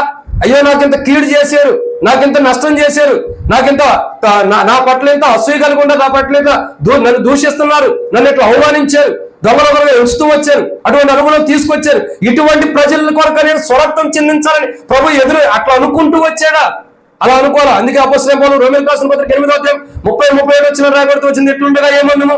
దేవుడు మన పక్షమునుగా మనకు విరోధేవుడు, తన సొంత కుమారుని మన కొరకు ఇవ్వడానికి వెనక తిరిగి దేవుడు ఆలోచించలేదంట. ఎందుకంటే దేవునిలో ప్రేమ ఉంది, ఆ ప్రేమ కుమారులో ఉంది. కాబట్టి ఆయన అవమానించి, దూషించి, నిందించి, బాధపరిచిన వారి మీద కూడా తన స్వరక్తాన్ని కార్చి వారి జీవితాన్ని కూడా మార్చడానికి ఇష్టపడుతున్నాడు. వారిని కూడా పవిత్రపరచడానికి ఇష్టపడుతున్నాడు. వారు కూడా ఉగ్రత నుండి తప్పించబడాలని ఇష్టపడుతున్నాడు. వారు కూడా నీతిమంతులుగా తీర్చబడాలని ఇష్టపడుతున్నాడు. ఎవరు నీతిమంతులుగా తీర్చబడాలి, ఎవరు పరిశుద్ధులుగా, ఎవరు ఉగ్రత నుంచి తప్పించబడాలని ఇష్టపడుతున్నాడు అండి? ఆయన మీద అసూయ కలిగిన వారు, ఆయన మీద అసూయ కలిగిన వారు, ఇంకా ఆయన అవమానించిన వారు, ఇంకా ఆయన దొంగవేయించిన వారు, ఇంకా ఆయన దూషించిన వారు, ఇటువంటి వారి కొరకు స్వరక్తం కార్చి, ఇటువంటి వారిని పరిశుద్ధపరిచి, ఇటువంటి వారిని పవిత్రపరిచి, ఇటువంటి వారిని నీతిమంతులుగా చేసి, ఇటువంటి వారిని ఉగ్రత నుండి తప్పిస్తూ వస్తున్నాడు. నిజంగా ప్రభు గొప్ప కార్యం ఎంత అద్భుతమైనదో, ఆయన ప్రణాళిక ఎంత గొప్పదో. ఆయన్ని ఇంతగా అవమానించి దూషించిన ఆయనైతే ప్రజల్లో ఉన్న పాపం తీసివేయడానికి చూస్తున్నాడే, కానీ ఆయన స్వరక్తాన్ని చిందిస్తున్నాడు. కానీ ఏ రోజు కూడా ఆయన ప్రజల్ని నా దగ్గరకు వద్దు అన్న అనుభవం లేదు. ఎవరు కూడా నా దగ్గర రావద్దు అన్నాడా? నా దగ్గరకు వచ్చేవారు నేను ఏమాత్రమును, మనం ఆయన దగ్గరికి రాకపోయినా మన కొరకు స్వరక్తము కార్చి తన రక్తము ద్వారా మనల్ని పరిశుద్ధపరిచాడంటే నిజంగా ప్రభు ఎంత గొప్పవాడు. ఇదన్నో మాట చెప్పండి. 4. ఇక 5వ విషయం చూద్దారండి. మత్తయి సువార్త 26వ అధ్యాయం. మత్తయి సువార్త 26వ అధ్యాయము 49వ వచనం. వెంటనే యేసు వద్దకు వచ్చి, బోధకుడా నీకు శుభమని చెప్పి ఆయనను ముద్దు పెట్టుకొని. చూడండి, ఎవరి కోసం స్వరక్తము చిందించాడు? ఇప్పటికి ఎన్ని విషయాలు చెప్పాం? 4. మొదటిగా ఎవరి కోసం స్వరక్తం చిందించాడండి? ఎవరిని స్వరక్తం చిందించి సంఘంగా చేస్తున్నాడు? అసూయ కలిగిన వారిని, ఆయన మీద అసూయ కలిగిన. 2, ఆయన అవమానించిన వారిని. 3, ఆయన దొంగగాయించిన వారిని. 4, ఆయన దూషించిన వారిని. ఇక 5వదిగా ఎవరంటే నమ్మక ద్రోహం ఆయనకు చేసిన వారిని. ఎవరినండి? నమ్మక ద్రోహం. చూడండి, ఇక్కడ ఎవరు కనపడుతున్నారు నమ్మక ద్రోహం చేసిన వాళ్ళు? మీలో ఎవరైనా నమ్మక ద్రోహం చేసి ఉంటే చేయొద్దండి. పొరపాటున ఎత్తాం కదా, ఇప్పుడు ఎత్తుతాం? ఎవరైనా ఎత్తలేం కదా. చేసి ఉండొచ్చేమో కానీ ఎత్తాం. ఎందుకని చెప్పండి? ఎందుకని బెటర్ కాదు? సిగ్గు వచ్చింది అంటే మనకు సిగ్గుపడతాం. అయ్యో నేను ఇప్పుడు చేయెత్తితే అందరూ నేను ఎవరికైనా నమ్మక ద్రోహం చేసి అంటారని. సో ఇక్కడ అర్థం చేసుకోండి, ఇస్కరియోతు యోధా కనపడుతున్నాం. ఇస్కరియోతు యోధ యొక్క జీవితం ఏంటి? ఒకప్పుడు దొంగ అయి ఉండొచ్చు, ఒకప్పుడు డబ్బాష కలిగిన అయి ఉండొచ్చు, కానీ ఎక్కడికి వచ్చాడు ప్రభు? తన శిష్యుల్లో ఒకరుగా చేస్తూ వచ్చాడు. తన జీవితాన్ని మార్చడానికి ఇష్టపడ్డాడు, అందుకే శిష్యులుగా చేసుకుంటూ వచ్చాడు. ఇంత గొప్ప అనుభవం ప్రభు తీసుకొచ్చినప్పుడు ఇస్కరియోతు యోధాకి దేవుడు ఏమన్నా అన్యాయం చేశాడా? ప్రభు ఏమైనా అన్యాయం చేశాడా? ఆయన స్థితిగతులు బాగాపోయినా తీసుకొచ్చి తన దగ్గర పెట్టుకున్నాడు. గొప్ప ధన్యత తనకిస్తూ వచ్చాడు. మరి ఇంతకంటే ధన్యత ఇస్కరియోతు యోధాకి ఏం కావాలి? కానీ ఇంత గొప్ప కార్యం చేసినటువంటి ప్రభుని, ఇంకా చెప్పాలంటే అందరూ తను వద్దనుకున్న ప్రభు కావాలని తెచ్చిపెట్టుకున్నాడు. అంత ప్రేమ కలిగిన ప్రభువుకి నమ్మక ద్రోహం చేశాడు ఇస్కరియోతు యోధ. ఒక రకంగా చెప్పాలంటే నమ్మక ద్రోహం అంటే ప్రభుతోనే ఉంటూ ప్రభువుకి నమ్మక ద్రోహం చేశాడు. ప్రభుతోనే ఉన్నాడు కదా, ప్రభుతోనే ఉన్నాడు, ఆయనతోనే పనులు చేవేస్తున్నాడు, ఆయనతోనే పాత్రలు చేవేస్తున్నాడు. ప్రభుతో ఉంటూ కూడా ప్రభువుకే నమ్మక ద్రోహం చేశాడు. అయినను ప్రభు విడిచిపెట్టడానికి ఇష్టపడుతున్నా. కానీ ఇస్కరియోతు యోధ సరైన విధానంలో పశ్చాత్తాపడలేదు. కానీ పేతురు దారి తప్పిపోయినప్పుడు, సరైన విధానంలో పశ్చాత్తాపడినప్పుడు ప్రభు వదిలిపెట్టాడా? మళ్ళా తిరిగి పేతురుని తీసుకొచ్చాడు. దారి తప్పిపోయిన పేతురుని తీసుకొచ్చి 3000 మంది రక్షణ పొందడానికి కారణం చేస్తూ వచ్చాడు. అంటే దేవుడు విడిచిపెట్టాడా? విడిచిపెట్టలా. ఇక్కడ అర్థం చేసుకోండి, నమ్మక ద్రోహం చేసే వారికి కూడా ప్రభు చేసిన వారి కొరకు కూడా స్వరక్తంగా వారిని కూడా సంఘంగా చేస్తున్నాడు. వారిని కూడా సంఘంగా చేస్తున్నాడు. మనం ప్రభువు చేయకపోవచ్చు, మనుషులకు చేసి ఉండొచ్చు, మనుషులకు నమ్మక ద్రోహం చేసి ఉండొచ్చు. మనల్ని నమ్మిన వారికే, మనల్ని ప్రాణంగా నమ్మిన వారికే, మనల్ని ప్రేమగా నమ్మిన వారికే, ఎంతో నమ్మకంగా మనల్ని నమ్మినటువంటి ప్రజలకి మనం నమ్మక ద్రోహం చేసి ఉండొచ్చు. ఎంతమందికి మనం నమ్మక ద్రోహం చేసినా, నమ్మక ద్రోహం చేసే మన కొరకు కూడా స్వరక్తము కార్చి మనల్ని కూడా సంఘముగా చేసి, సంఘములో నమ్మక ద్రోహం చేసే మనల్ని నమ్మకస్తులుగా చేస్తూ వస్తున్నాడు ప్రభు. ఎంత గొప్ప కార్యము. 5వ మాట ఇది. 6వ విషయాన్ని చూద్దారండి. 6వ మాట మత్తయి సువార్త 8వ అధ్యాయం 38వ వచనం. మత్తయి సువార్త 8వ అధ్యాయం 38వ వచనం. క్షమించండి, 34. మత్తయి సువార్త 8వ అధ్యాయం 34వ వచనం.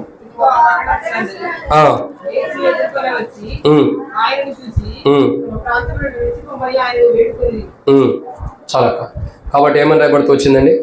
మా ప్రాంతములను విడిచిపెట్టి పొమ్మంటున్నారు. సువార్తకి వెళ్ళినప్పుడు కూడా మనకు అదే చెబుతారు, మా ఊర్లో సువార్త ప్రకటించొద్దు, వెళ్ళిపోండి.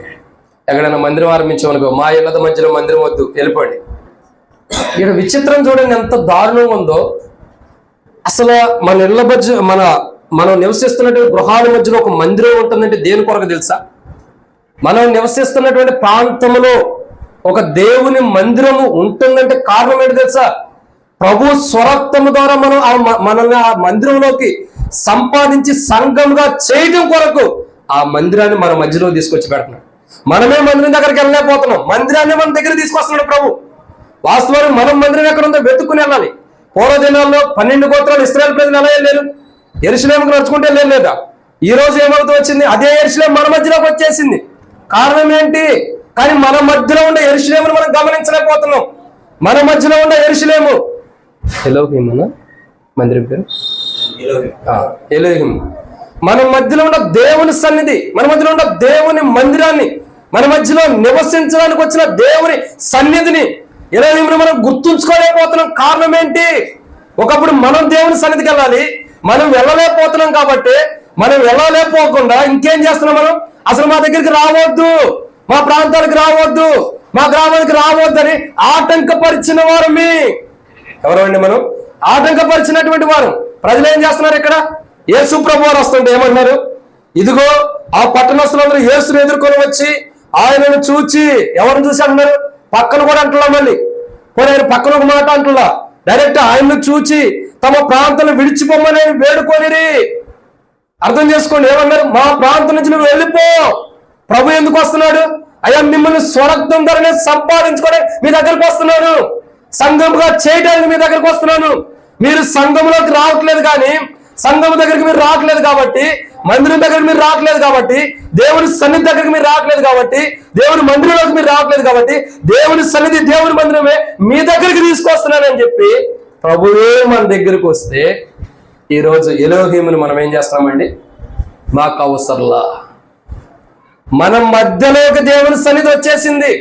ప్రజలు ఏమన్నారు? మా దగ్గరికి రావద్దు. ఒక పత్రిక ఇవ్వడానికి వెళ్ళు, మాకు అవసరం లేదు, ఈ వాక్యం మాకు చెప్పొద్దు. మందిరానికి రమ్మని ఏ రోజు మీరు రమ్మని చెప్పి ఎవరు నన్ను అడుగు, మేము రాము ఎక్కడికి, మేము మాకు ఇంకెన్నో పనులు ఉంటాయి ఎక్కడెక్కడ.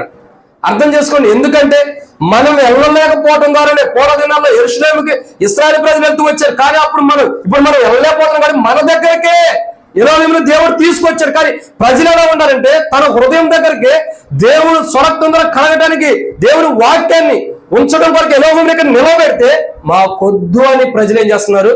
ఆ ప్రాంతపు ప్రజలు ఎలాగైతే ఆయన వేరుగా మమ్మల్ని విడిచిపెట్టి పొమ్మన్నారో వద్దన్న అనుభవాలు ఈ రోజుల్లో ఎక్కువ ఉన్నాయి. అర్థం చేసుకోండి. ప్రభువుని వద్దు, మమ్మల్ని విడిచిపెట్టి వెళ్ళిపో ప్రభువా అన్నవారి కొరకు కూడా స్వరక్తం కార్చాడు. అన్నవారి కొరకు కూడా స్వరక్తం కార్చాడు కాబట్టి వారిని కూడా సంఘంగా చేయడానికి ఇష్టపడ్డాడు. కాబట్టి ఈ నివారాల ప్రాంతంలో కూడా ఈ యొక్క ప్రాంతానికి కూడా దేవుడు తీసుకొచ్చి నిలబెట్టి ఈ ప్రాంతంలో కూడా మమ్మల్ని వద్దు ప్రభు అన్న వారి కొరకు కూడా స్వరక్తము కార్చి వారిని కూడా సంఘముగా చేయడానికి ఇక్కడ దీపస్తంభాన్ని ప్రభు నిలబెట్టాడు. అర్థమవుతుందండి? ఊరకనే నిలబెట్టలా, మాకు వద్దన్నా ఎందుకు నిలబెడుతున్నాడు? ఎందుకంటే మమ్మల్ని విడిచిపెట్టి పొమ్మంటున్నారు. అక్కడ ప్రభుని విడిచిపెట్టేమన్నారు. ప్రభువా నువ్వు మమ్మల్ని విడిచిపెట్టేలా ఎవరిని చూసా? ప్రభువుని చూసే అంటున్నారు. ప్రభువును చూసి ప్రభువుని విడిచిపెట్టాలంటే ప్రభు అయితే ఎవరినైతే ప్రజలందరూ కూడా ఎవరైతే మమ్మల్ని విడిచిపెట్టమని ప్రభువుని అడిగారో వారి కొరకు కూడా స్వరక్తము కార్చాడు. చూడండి ఎంత అద్భుతమో. మమ్మల్ని విడిచిపెట్టి వెళ్ళిపో ప్రభు అన్న ప్రజల కొరకు కూడా స్వరక్తము కార్చి ఆ రక్తము ద్వారా ప్రజలను ఏం చేస్తున్నారు? కడిగి సంఘముగా చేసి ఇప్పుడు ఎక్కడ తీసుకొచ్చాడు? మీరే చెప్పండి అడ్రస్. ఎక్కడ తీసుకొచ్చాడు? న్యూ ఆర్ఆర్ పేట, న్యూ ఆర్ఆర్ పేట తీసుకొచ్చాడు. ఎక్కడ స్వరక్తము ఎక్కడ కార్చి సంఘముగా చేసి ఎక్కడ తీసుకొచ్చాడు చూడండి. అంటే మనం సంఘం దగ్గరికి వెళ్ళాల్సింది పోయి మన దగ్గరికే సంఘం వచ్చింది. అంటే ఎందుకోసం? ఇంకా ఈ ప్రాంతంలో ఎవరైతే ఉన్నారో, ఇంకా ఈ ప్రాంతంలో ఎవరైతే పాపంలో లోకంలో ఉంటూ వస్తున్నారో, ఇంకా ఎవరైతే నీతిమంతులుగా లేరో, ఇంకెవరైతే అన్యాయంగా జీవిస్తున్నారు, ఇంకెవరైతే అసూయగా ఉండరు, ఇంకెవరైతే కలహంగా ఉండరు, ఇంకెవరైతే కోపంగా ఉండరు, ఇంకెవరైతే ద్వేషంగా ఉండరు, ఇటువంటి వారందరూ కూడా పరిశుద్ధపరిచి నీతిమంతులుగా చేసి వారిని కూడా తన స్వరక్తం ద్వారా కడిగి సంఘముగా చేయడం కొరకు ఎలోహీముని ఇక్కడ తీసుకొచ్చాడు దేవుడు. నిజంగా ఎంత గొప్ప ధన్యత! సంఘమే మన దగ్గరికి వచ్చిందంటే ఎంత ధన్యత! ఆ ధన్యతను పోగొట్టుకునే వాళ్ళు రక్షణ లేక, మారు మనసు లేక, పాప క్షమాపణ లేక, యేసు ప్రభువు ఎందుకు తమ కొరకు చనిపోయి సమాజపడి తిరిగి లేచాడు తెలుసుకోలేక ఈ ధన్యతని, ఈ ఎలోహీముని, ఈ దేవుని సన్నిధిని, మన దగ్గరికి వచ్చిన దేవుని సన్నిధిని మాకు అవసరం లేదని అనుకుంటున్నారు. అయినా వాళ్ళ కొరకు కూడా స్వరక్తంగా వచ్చి సంఘముగా చేస్తున్నాడు వాళ్ళు కూడా. ఇది 6వ మాట. 7వ విషయాన్ని చూసి ప్రార్థన చేసుకున్నారండి. మత్తయి సువార్త 27వ అధ్యాయం 18వ వచనం. మత్తయి సువార్త 27వ అధ్యాయము 18వ వచనం. కాబట్టి జనులు కూడి వచ్చినప్పుడు ఇలాగూ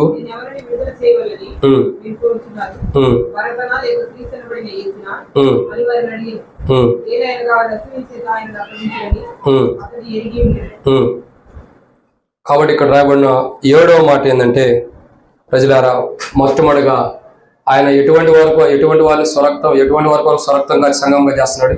మొదటిగా ఎవరు? అసహ్య కలిగినారు. 2 అవమానించిన వారు. 3 దొంగలించిన. 4 దూషించిన వారు. 5 నమ్మక ద్రోహం చేసిన వారు. 6 ఆటంకపరిచిన వారు. 7వదిగా చూస్తున్నట్లయితే ప్రియులారా ఇక్కడ రాయబడుతున్న మాట ఏంటంటే చూడండి, ఎటువంటి వారిని సంఘముగా చేస్తున్నాడు అని అంటే 7వ విషయంలోనే ఇక్కడ రాయబడుతున్నమాట. క్రీస్తు అనబడిన యేసునైన వారిని అడిగిన ఎలాగనగా వారు అసూయ చేత ఆయన్ను అప్పగించరని అతడు ఎరిగిన వాడై, ఎవరైతే ఆయన్ని అప్పగించారో వారి కొరకు స్వరక్తం గార్చాడు. అర్థమవుతుందండి? ఎవరైతే ప్రభువుని అప్పగించాడో, ఎవరైతే ప్రభువుని అప్పగిస్తున్నారో దేని కొరకు? సిలువ కొరకు. ప్రజలు ఏమంటున్నారు? పిలాతు అంటున్నాడు, అయ్యా నేను చేతులు కడిగేసుకుంటున్నాను, ఆ పాపం మా మీద మా పిల్లల మీద ఉన్నారు కాక ఆయన రక్తం మీరు కాచేసి మీరు సిలువ వేసాను అంటారు. అంటే ప్రభువుని సిలువకు అప్పగిస్తున్నారు. ఎవరైతే ప్రభువుని సిలువకు అప్పగించారో, ఎవరైతే ప్రభువుని అప్పగిస్తున్నారో వాళ్ళ కొరకు కూడా స్వరక్తం గార్చాడు. ఎవరి కోసం అండి? ఎవరైతే ఆయన అప్పగించారో వాళ్ళ కొరకు కూడా స్వరక్తం గార్చాడు. నిజంగా అర్థం చేసుకోండి, ఆయన తన స్వరక్తం గార్చాడంటే ఇది ఎవరికి గార్చాడు? తనతో పాటు ఉంటూ ప్రేమ కలిగిన వారి కోసం అని కాదు మనం అంటుంది, తనకు ఆపోజిట్ గా ఉన్న వారు అందరి కోసం, నిజంగా తను అప్పగించిన వారి కోసం స్వరక్తం గార్చడం ఏంటి? ఇది సాధ్యమైన మనుషులకైతే సాధ్యమేనా? కానీ సాధ్యం కాదు, ప్రభువుకు సాధ్యమైంది. ఆయన అప్పగించిన వారు, ఇంకా చెప్పాలి, ఆయన పొడిచిన వారి కొరకు కూడా కార్చాడు స్వరక్తం. ఆయన హృదయం బల్లిపొడి పొడిచిన వ్యక్తి కొరకు కూడా తన చివరి రక్తం పొట్టుగా కారుస్తూ వచ్చాడు. ఎందుకు? ఎందుకంటే ఆయన పొడిచిన వాడు కూడా సంఘంగా చేయబడాలి. ఆ పొడిచిన వాడు కూడా విడవబడకూడదు, ఆ పొడిచిన వాడు కూడా నిష్ప్రయోజకుడికి ఈ లోకం విడవబడకూడదు అని చెప్పి అతడు కూడా తండ్రైన దేవుని మహిమపరచాలి, అతడు కూడా దేవుని మహిమపరచాలి, అతడు కూడా పరలోక రాజ్యంలో ఉండాలి. కాబట్టి తన తప్పిదములన్నీ క్షమించి అతను కూడా తన స్వరక్తం ద్వారా కడిగి పరిశుద్ధపరిచి సంగముగా చేస్తూ వచ్చాడు. అర్థం చేసుకుని ఆయన పొడిచిన వారు, ఆయన్ని అప్పగించిన వారు, ఆయన మీద అసూయ కలిగిన వారు, ఆయనకి నమ్మక ద్రోహం చేసిన వారు, ఆయన్ని దూషించిన వారు, ఆయన్ని నిందించిన వారి కొరకు చెప్పుకుంటే వెళ్ళాలంటే చాలా ఉన్నాయి. ఇటువంటి ప్రజల కొరకు, ఇటువంటి మనస్తత్వాలు కలిగిన వారి కొరకు, ఇటువంటి జీవితం కలిగిన ప్రజల కొరకు తన స్వరక్తాన్ని కార్చి, తన స్వరక్తమును కార్చి సంగముగా చేస్తున్నాడు. ఈరోజు మనం ఏం చేయాలంటే, మనం ఏం చేయవలసిన? ప్రభువా, నా కొరకై నీ స్వరక్తాన్ని కార్చావు, నా కొరకై నీ స్వరక్తాన్ని కార్చావు. నేను అసూయ కలిగిన వారిని ప్రభువా, అబద్ధాలు కలిగిన వారిని, పాపం కలిగిన వారిని, నీతి లేని వారిని ప్రభువా, దేవుని కొరకే పాత్రులవుతున్న వారిని ప్రభువా, నా జీవితం నేను పొడిచిన అనుభవం ఉంది. నేను ఎన్నో పాపంలో కూలిపోతూ వచ్చా. నా జీవితం ఉదయం లేసి రాత్రి పడుకునేంత వరకు కూడా ఎంతో పాపంలో ఉంది. ఈ పాపం జీవితం నుండి నాకు విడుదల లేదు. కానీ ఈ రోజు నీ స్వరక్తం ద్వారా నువ్వు నన్ను కడగడానికి ఇష్టపడుతున్నావు. నీ స్వరక్తం ద్వారా ప్రభు, నీ యొక్క రక్తము వెలుగులో, నీ రక్తము ద్వారా నా ప్రతి పాపమును కడిగి పవిత్రుగా చేయి ప్రభు. నన్ను పవిత్రులుగా చేయి, పవిత్రాలుగా చేయి. యేసు రక్తం ప్రతి పాపములను పవిత్రంగా చేయని బైబిల్ ఘోషిస్తుంది కదా. ఈ రోజు నేను పవిత్రులుగా అవడానికి ఇష్టపడుతున్నా. ఈ రోజు నేను పరిశుద్ధతలోకి రావడానికి ఇష్టపడుతున్నా. ఈ రోజు పరిశుద్ధమైన ఒక జీవితాన్ని కొనసాగించాలని నేను ఇష్టపడుతున్నా. అయితే నాలో పాపం ఉంది, అది నీ స్వరక్తం ద్వారా కడిగి నన్ను కూడా సంఘంలో చేర్చడానికి ఇష్టపడు ప్రభువా అని ఎవరైనా ప్రార్థన చేస్తే ప్రభు ఇష్టపడతారు. ప్రార్థన దయచేసి ఎవరు కూడా అటు ఇటు చూడొద్దు. ఒక చిన్న ప్రార్థన అందరం కళ్ళు మూసుకుందాం. ఈరోజు మన జీవితాలు మనం అటు ఇటు చూసే సమయం కాదు. ప్రభు రక్తము ద్వారా మనం కడగబడటానికి సమీపంగా వచ్చినటువంటి సమయం ఇది చాలా విలువైనటువంటి సమయం. ఈరోజు ప్రభు రక్తం ద్వారా కడగబడకపోతే, ఈ క్షణం ప్రభు రక్తం ద్వారా కడగబడకపోతే మన జీవితాలు రేపన్నది మనకు లేదు. నేడేమి జరుగునో మనకు తెలియదు, రేపేమి జరుగునో మనకు తెలియదు. ఇదే మిక్కిలి అనుకూల సమయం, నేడే రక్షణ దినం. ఈరోజు బలహీనతలో ఉంటే, ఈరోజు పొరపాట్లలో ఉంటే, ఈరోజు పాపంలో ఉంటే గుర్తుంచుకోవాల్సిన ప్రాముఖ్యమైన విషయం ఏంటంటే ఉగ్రత రాబోతుంది. దేవుని ఉగ్రత మనం పాతులు కాబోతున్నాం. అయితే ప్రభు యేసుక్రీస్తు ప్రభు తన రక్తం ద్వారా మనం కడగడానికి ఇష్టపడుతున్నారు. యేసు ప్రభు, నేను పాపిని, యేసు ప్రభు నా పాపాలను కడుగు, ఉగ్రత నుండి నన్ను తప్పించు, నన్ను నీతిమంతురాలుగా చేయి, నాలో పాపం తీసేసి పరిశుద్ధపరిచి నీ రాజ్యానికి వారసులుగా, నీలో ఒక సంఘంలో ఒక అవయవంగా నన్ను చేర్చు ప్రభు అని ప్రార్థన చేద్దాం. ఎవరైనా సరే, యేసు ప్రభు నేను పాపిని, నన్ను క్షమించి నా జీవితాన్ని మార్చి నన్ను ప్రభు నీ రక్తం ద్వారా కడిగి సంఘంలో చేర్చు ప్రభువా. నేను కూడా సంఘంలో చేర్చబడటానికి ఇష్టపడుతున్నా. నా కొరకు నీ స్వరక్తాన్ని ఖర్చు, అసూయతో మరి ఆ పొడిచిన అనుభవం ఉండాలి, ద్వేషం కలిగిన వారిని, నమ్మక ద్రోహం చేసే ప్రజల మధ్య నేను కూడా అటువంటి అనుభవం ఉండా. నా కొరకు కూడా స్వరక్తం ఖర్చు ప్రభా, నన్ను క్షమించు, నీ రక్తంతో కడుగు, నన్ను కూడా సంఘంలో చేర్చడానికి ఇష్టపడు, ఈ ఏలోకంలో నన్ను కూడా ఒక అవయవంగా చే ప్రభుని ఎవరైనా అడిగితే మీ కుడి హస్తం మీ తలగన పైకెత్తుంచు. మీ పాపాలు క్షమించబడాలంటే మీకోసం ప్రార్థన చేస్తాం. ధైర్యంగా అటు ఇటు చూడదు. ఎవరైనా ఉన్నారా? యేసు ప్రభువా, నా పాపాలు క్షమించు, నాలో ఈ బలహీనత ఉంది, నాలో ఈ పొరపాటు ఉంది, నాలో ఈ అవిధేయత ఉంది ప్రభువా, ఈ అబద్ధమని, ఈ మోసమని, దొంగతనమును, ఈ పాపం నాలో ఉంది, ఇది తీసేసి నన్ను పరిశుద్ధపరచు ప్రభు అని ఎవరైనా అడుగుతుంటే మీ కుడి హస్తం మీ తలగన పైకెత్తుంచు. మీకోసం ప్రార్థన చేస్తాం. ఎవరైనా ఉన్నారా? ప్రార్థన.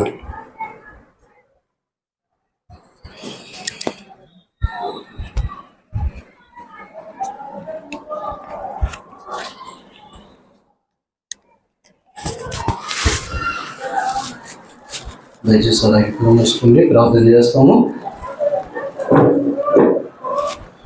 ప్రేమ కలిగిన మా ప్రియ పరలోక తండ్రి, మహాపరిశుద్ధమైన మా దేవ, తిరిగి మరొకసారి మీ పిల్లలు మీ పాసకు వస్తున్నాము. ఈ ప్రత్యేకమైన కూడికలో మొదటి దినం తండ్రి, మీరు మాతో మాట్లాడిన ప్రతి మాటను బట్టి స్తోత్రాలు తండ్రి. మరి క్రీస్తు యేసు మూలముగా మీరు మహిమ పొందుతున్నందుకు వందనాలు చేస్తున్నాము. ఎందుకంటే అనేక విషయాలు యేసు క్రీస్తు ప్రభు ద్వారానే మీరు మీ కార్యాలు నెరవేర్చారు. దాన్ని బట్టి స్తోత్రాలు. కాబట్టి మీరు లోకంలో జీవించినప్పుడు ప్రభువా ఎలాంటి వ్యక్తులను మీరు ప్రేమించారు, ఎలాంటి వ్యక్తుల కొరకు కూడా మీరు ప్రారంభించారు. ఎంతో స్పష్టంగా మీ మాటలు మా ఎదుగు తీసుకొచ్చినందుకు స్తోత్రాలు. ఒకవేళ పైకి చేయెత్తకపోయినా హృదయంలో ఎవరైతే ఈ పశ్చాత్తాపం కలిగి ఉన్నారో తల్లి, మరి ఎవరైతే మరి నిజమే ప్రభువా నన్ను కూడా క్షమించని దృక్పథంతో ప్రార్థన చేస్తూ వచ్చారు, మరి ప్రార్థనలన్నీ కూడా మీరు అంగీకరించారని నమ్ముతున్నాం ప్రభా. మరి రేపటి దినం జరిగే ప్రత్యేకమైన కూడికల్లో కూడా మీరు సహాయపడమని కోరుతూ ఏ రంగంలోకి వచ్చి ప్రభా మరి రాత్రి దేవుని వాక్యం విన్న ప్రతి వారిని మీ దీవెన ఆశీర్వాదాలతో నింపి పంపమని కోరుకుంటూ, ఇంతవరకు ఈ మొదటి మరి ప్రభా మరి క్లాసులో మీరు ఎంతో సహాయపడినందుకు స్తుతిస్తూ, మహిమయు ఘనతయు స్తుతియు ప్రభావం మీకు ఆరోపిస్తూ, మీ రాసులో మరి ప్రభా మరి మహిమస్తుల ఒక సంఘాన్ని కుటుంబాన్ని మీ జ్ఞాపకం చేస్తాం, దీవించండి. అలాగే తిమ్మతన్న వారి సంఘాన్ని కుటుంబాన్ని జ్ఞాపకం చేస్తున్నాం, దీవించండి. ఎరుషలేముని జ్ఞాపకం చేస్తున్నాం, దీవించండి. ఇక్కడ ఏలూరు మరి దైవ సేవకులు మీ రాసులు జరిగిన అక్క పిల్లలు స్థానిక సంఘం అందరిని బట్టి కూడా మిమ్మల్ని అందరూ స్తుతిస్తూ, అలాగే ప్రసాదాన్ని బట్టి మీకు ఆయా ప్రాంతాల నుంచి వచ్చిన తండ్రి, మరి సుదూర ప్రాంతాల నుంచి వచ్చిన మీ విడుదలైన వారందరిని బట్టి, మొదటి నగరంలో ఉంటున్న పరిశుద్ధులు బట్టి, మీ దాసరాలు అనారోగ్య పరిస్థితిలో ఉన్నారు, సంపూర్ణ తాగమని కోరుతూ మీరే కనికరించి కృప చూపించి మహిమ పొందమని మీ ప్రజలు మీ దేవుడితో పంపించి మహిమ పొందని కోరుకుంటూ విశ్వాసంలో యేసు క్రీస్తు వారి పరిశుద్ధ నామములో ప్రార్థన చేసి వేడుచున్నాము తండ్రి, ఆమేన్. దయచేసి మరి చివరి ప్రకటన ఆశీర్వాద ప్రార్థన జరిపేలా చేస్తారు.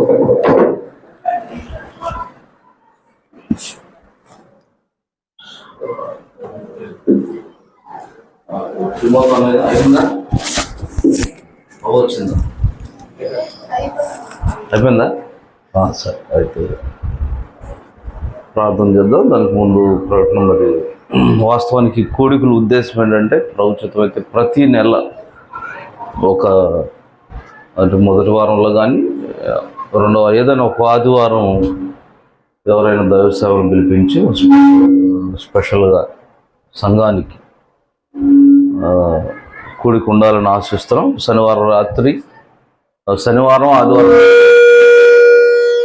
శనివారం పగలు మ్యాక్సిమం అంటే మా దగ్గర ఉంది కూడా ఆల్రెడీ కొద్దిమంది చిన్న మంద తిరుగుంటేనే ఇంకా ప్లేస్ ఉంది.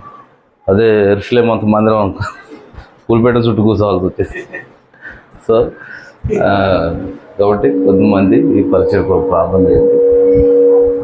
కాబట్టి నెలకు ఒకసారి ప్రత్యేక కూడిగా దేవుని వాక్యం వినాలి, దేవుని సేవకు పిలిపించి. ఎందుకంటే నేను నమ్మేది ఏంటంటే, కొన్నిసార్లు ఎంత గొప్ప ప్రసంగికుడైనా స్థానికంగా అలవాటు అయిపోయి పిలుపు గారిని దేశం అంతా వాడుకుంటారు, ఇతర దేశాలు వాడుకుంటారు. అక్కడ మాత్రం పొలిగడం పక్కన కూర్చుంటాడు ఎక్కువగా. ఇటుంటాయి. అంటే పాపం ఎక్కడైనా అంతే. నేను అనుకుంటున్నాను, ఈవెన్ భక్సింగ్ గారు కూడా ఒకే చోట వరుసగా పనిచేస్తే విన్న సబ్జెక్ట్ కదా అనుకుంటారు. కాబట్టి ఆ ఉద్దేశం అప్పుడప్పుడు స్పెషల్ ఒక మంచి తల్లి తన పిల్లలకు ఆరోగ్యకరమైన లేకపోతే అప్పుడప్పుడు స్పెషల్ ఫుడ్ చేయాలని ఆశిస్తుంది. అట్లనే స్పెషల్ మీటింగ్ నెలకొకరిని పిలిచి వాడుకొని ఆశిస్తున్నాం. దీని వెనకాల 1-2 కారణాలు కూడా ఉన్నాయి. మా బాబు కూడా రీసెంట్గా జాబులో చేరాడు. మరి ప్రభు భాగం కాకుండే దాంట్లో కొంత దేవుని పనికి ఖర్చు పెట్టాలనేది మా ఉద్దేశం.